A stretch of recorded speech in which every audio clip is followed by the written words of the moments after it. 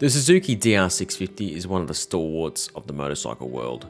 Introduced in its current form way back in 1995, it is wildly popular and has a cult-like status. But sadly, the DR650 is disappearing from showrooms and soon you won't be able to buy one. So let's check out why it is going away and look at the history of the bike. The original Suzuki DR650 was released in 1990 as a replacement for the outgoing DR600. While it was the birth of the DR650, it wasn't much like the bike we have today. The original 650 used essentially the same motor as the old 600, but with a bigger bore and stroke, making it 640 cc's. The whole bike was upgraded or changed in some way over the old 600, and there were actually two different variants at the time. One was the Dual Sport Enduro Dakar, the other model was called the RS with fairing and some lighter components. In 1992, Suzuki made some big changes to the 650 in an effort to reduce weight and increase performance. Weight was dropped by 8 kilograms to 166 kilograms dry through a different exhaust system, lighter aluminium luggage rack, a smaller tank, and rear suspension changes. Then for the next 3 years, it didn't see any changes bar bold new graphics. Then in 1996, Suzuki went all out.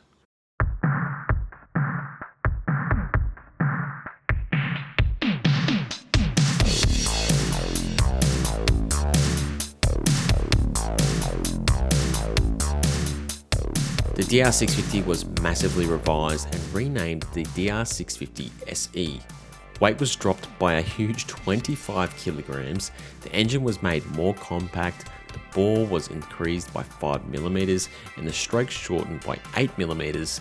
This in turn brought the power delivery down and made it more usable. They went to a single balance shaft in the engine to save weight, but also managed to reduce vibrations at the same time. The frame was completely changed, making it lighter, yet having 13% more rigidity. The fuel tank was smaller, the forks upgraded. How good were the gold anodized fork legs, by the way? The shock linkage changed to aluminium and the shock itself changed as well. In other words, the bike was completely overhauled. Suzuki made some very minor changes over the years, but the current model is essentially exactly the same. In 1998, they used a solid starter idler gear. This was quickly changed 1 year later in 1999, as in some cases the solid idler broke through the left engine case. In 2003, they changed the cylinder gaskets from paper to a steel laminated variety, and lastly in 2006, the Bush Pig got a new third gear. The DR650 is one of the true do-it-all bikes, and that is why it's so popular. It's not great at anything, but it can do everything. Some people commute on them, I've seen them ride single track, and they make for a great adventure bike. There are also a ton of aftermarket accessories out there for them, so you can tailor them to the style of riding you want to do. Even better, due to the simplicity of the bike, you can do most of it yourself and cheap. So what are the bike's strengths? Probably the biggest strength is their reliability and simplicity. It has a carburetor that is easy to tune yourself and fix, and the engine is air cooled, which means you don't have to worry about coolant or damaging radiators. Following on from that simplicity is how easy they are to mod. Need a little bit more power? Open up the airbox, add an exhaust and change the jets on the carby. As I previously mentioned, there are so many modifications out there for them and you can grab a lot of those secondhand. The bike is surprisingly capable off-road too.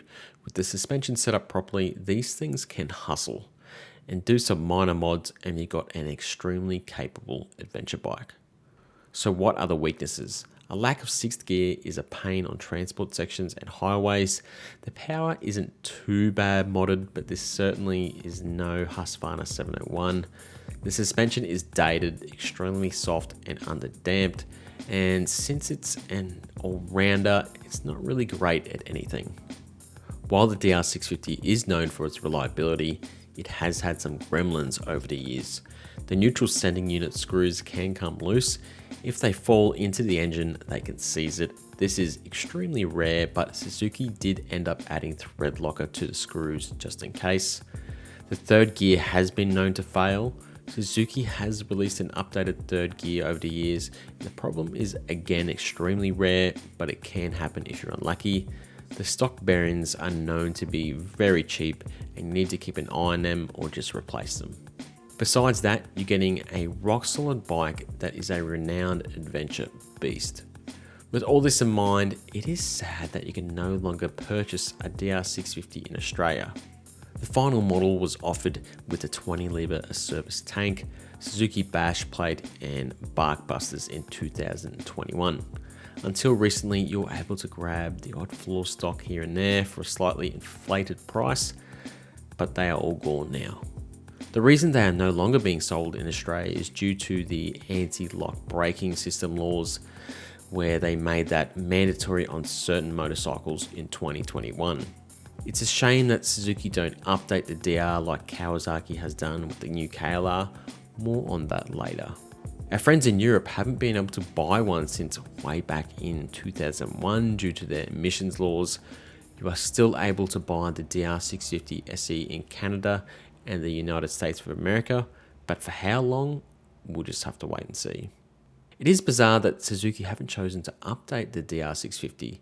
It has been a fantastic seller for a long time, and it would be great to see it get an update akin to the KLR 650 with fuel injection and switchable ABS. Hell, you can even purchase the KLR without ABS in the US of A. Ultimately, what we want is a DR650 with an updated motor, fuel injection, 6 gears, and better suspension. Wait, that sounds a lot like a KTM 690, but we still want that Suzuki reliability. So what memories do you have of the Suzuki DR650, and will you be sad to see it go? Make sure you share your experiences in the comments down below, and if you haven't, click that subscribe button to help grow the channel and keep it on the back wheel. Catches.